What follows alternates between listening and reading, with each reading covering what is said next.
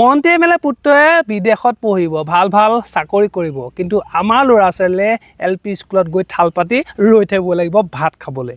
মন্ত্ৰী M L এ পুত্ৰই AC গাড়ীত ঘূৰি ভাল ভাল ঠাইলৈ ফুৰিবলৈ যাব, কিন্তু আমি ইয়াত বেটেৰী চলাই মৰি থাকিব লাগিব। চাকৰি এটা যদি আপুনি এপ্লাই কৰে তেতিয়াহ'লে লাখ লাখ মানুহ মানে পোৱাৰ চান্স কম। মন্ত্ৰী এম এল এ পুত্ৰই ডাঙৰ ডাঙৰ ঠিকা পাব, ডাঙৰ ডাঙৰ কোম্পানী খুলিব, কিন্তু আমি সাধাৰণ লোন এটা বিচাৰি গৈ বেংকৰ পৰা গটা খাই আহিব লাগিব। আৰু তাৰপিছত আমাক কয় আমি হেনো বোলে পঁইতাচোৰা। কিন্তু তাৰপিছতো কিছুমান মানুহে লাজ নাপায়। তাৰপিছতো আচলতে কিছুমান মানুহে নিজৰ ঘৰৰ কাম বন এৰি এৰি মন্ত্ৰী এম এল এ পিছত গৈ জিন্দাবাদ জিন্দাবাদ চিঞৰি থাকিব। কি পায় মানে নাজানো। এফালে যদি আঁচনি দিছে, এফালে আকৌ 2-3 টকাকৈ পইচা বঢ়াই দিছে। এনেকুৱা মানে হৈ গৈছেগৈ পৰিৱেশ যে শাক পাচলি আনিবলৈ গৈ আহি ভাত খাই গু নোলোৱা হৈছে পুকুৰৰ পৰা। আৰে ভাই, বেকাৰ মানে মূৰ্খ নহয়।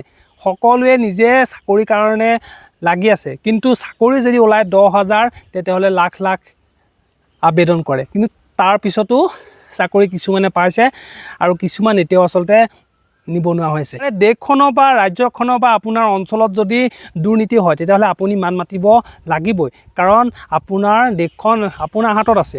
সেই বুলি যদি আমি মাত নামাতি যদি পিছে পিছে জিন্দাবাদ জিন্দাবাদ যদি চিঞৰি থাকোঁ তেনেহ'লে দেশখনৰ উন্নতি হ'বনে? আৰু সেইবোৰ কথা কোৱাৰ কাৰণে আচলতে ভাৰতৰ মুখ্য ন্যায়াধীশগৰাকীয়ে আমাক আচলতে পঁইতাচোৰাৰ লগত আমাক তুলনা কৰিছে। মানে যিসকলে মোবাইল চাই থাকে, আচলতে যিসকল বেকাৰ সেইসকলক আচলতে পঁইতাচোৰা বুলি কৈছে। আৰু সেইকাৰণে আচলতে মানে পঁইতাচোৰাৰ মানে কিমান শক্তি আছে সেইটো কিন্তু কম দিনতে দেখাই দিছে। যিটো কাম বিজেপি 80 বছৰ আচলতে কৰিব নোৱাৰিলে সেইটো কাম কিন্তু পঁইতাচোৰা পাৰ্টীয়ে ইতিমধ্যে কৰি দেখাই দিছে। 5 দিনতে 9 মিলিয়নতকৈ অধিক মানুহ আচলতে পঁইতাচোৰা ৰাজনৈতিক দলত যোগদান কৰিছে। মোক এতিয়া কিছুমান মানুহে ক'ব, আৰে ভাই তোৰ ঘৰত আঁচনি পোৱা নাই নেকি? আৰে মোৰ ঘৰতো আঁচনি পাইছে, কিন্তু আঁচনি সেইবিলাক মানুহক দিয়ক যিবিলাকে নেকি কাম কৰিব নোৱাৰে। এনেই বিনা কাৰণত আচলতে কিছুমান পইচা খৰচ কৰি মানুহক আচলতে কিয় এলেহুৱা কৰিছে।